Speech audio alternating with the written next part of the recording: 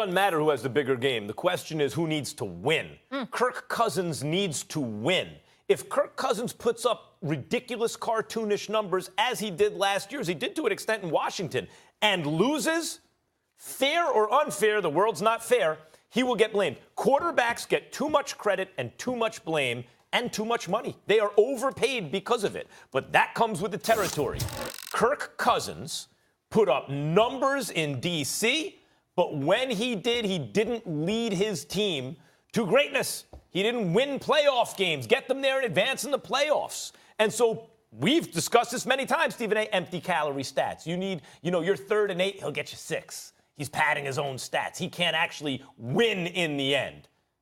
Especially, he's replacing a guy, Case Keenum, who seemed to do just that. Won a playoff game with a miracle throw and actually got them there and was kind of an MVP caliber player. Now, you mean to tell me that Case Keenum happened to come along at a time where the Vikings offensive line suddenly played well? Remember, 2 years ago it didn't play well. Then they have Case Keenum. Wow, the offensive line's playing well, and now not so much again anymore in the defense and everything else? Kirk Cousins, fairly or not, will get blamed. Carson Wentz led, not only was he the MVP at the time of his injury, 13 weeks into the season, but he led his team to the best record in the conference. They had home field through the playoffs because of Carson Wentz. No, they didn't win the Super Bowl with him, but they were in a position to because of him. People think of Carson Wentz as a winner. They realize he hasn't had a preseason. He's coming off injury. He's going to start a little slowly. He has to go through his reads quicker, the whole thing, as he gets his feet wet this year coming back from that injury. But Kirk Cousins, the label on him, Stephen A., is not a winner. He has to win. By the way, if they lose this game, 1-3-1, their season's over. Kirk Cousins got to win. You're wrong. And here's why you're wrong. Because of timing. If you had said this before the season began, I'm not saying you didn't, but if you had said this before the season began, there's no argument. But after watching the Minnesota Vikings play thus far this year, after watching them a few days ago against the Los Angeles Rams, give up 556 yards. They haven't given up 500 yards or more in the Zimmer era. They haven't given up over 500 yards since 2011, but they gave it up last week against the Los Angeles Rams. And you had a coach that sat up there and said, excuse me, I recognize how potent the Rams are, but it's the same exact team that we limited a year ago. They haven't changed. Offensively, same guys, but look at what we're dealing with here. So when you look at it from that perspective and you're talking about guys getting burnt, when you're talking about Anthony Barr being isolated in coverage by Sean McVay on 3 of the 5 touchdowns where everybody that he was in front of suddenly ended up open, you have a situation where the Minnesota Vikings defense, which gave up 62 in the last 6 quarters of the playoffs, 24 in the second half to New Orleans, 38 to Philadelphia in the NFC Championship game, and then they come right into the season and they start right off where they left off, okay?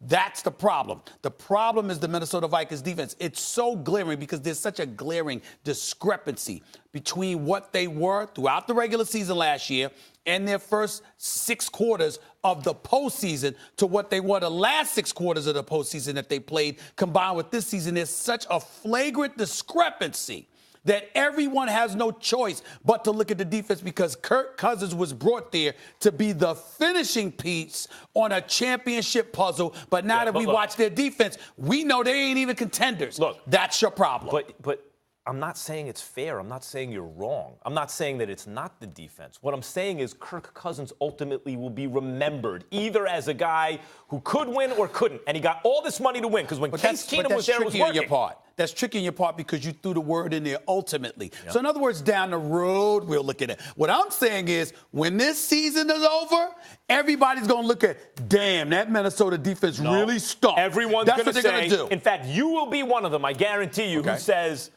Kirk Cousins. We'll be sitting across from each other, and you'll say, Kirk Cousins.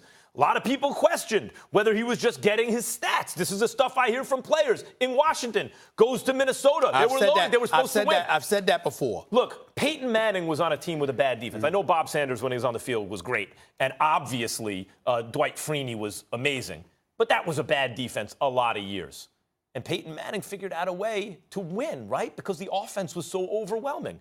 When the line was good, when it wasn't good, whatever. Now, I understand that's a very high standard. I'm not saying Kirk Cousins has to be Peyton Manning.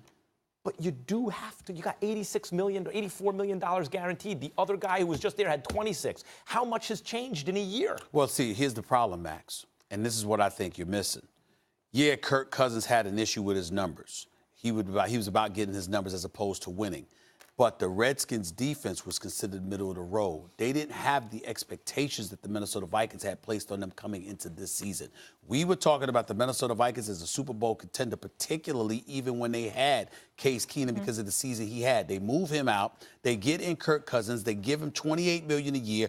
All eyes were supposed to be on Kirk Cousins. Do it your way. We were not supposed to be in a position where we're sitting there going like this, damn. We didn't know the defense was going to be this bad. They ruined it. If they had been they don't even have to be as great as they were last year. If they were just good, we could look at Kirk Cousins. I'll do it your way. But they're so bad compared to what they were a year ago. You can't ignore Minnesota's defense. Okay, I'll do it your way. Now, look, if the Eagles blow them out and Kirk Cousins puts up numbers, I agree with you. People might look at it like that. But it's more likely, not blowout, as it usually is. The Rams scored 38 on them, right. 38-31. But what I'm saying is usually in the NFL, these games come down to a possession or two, right?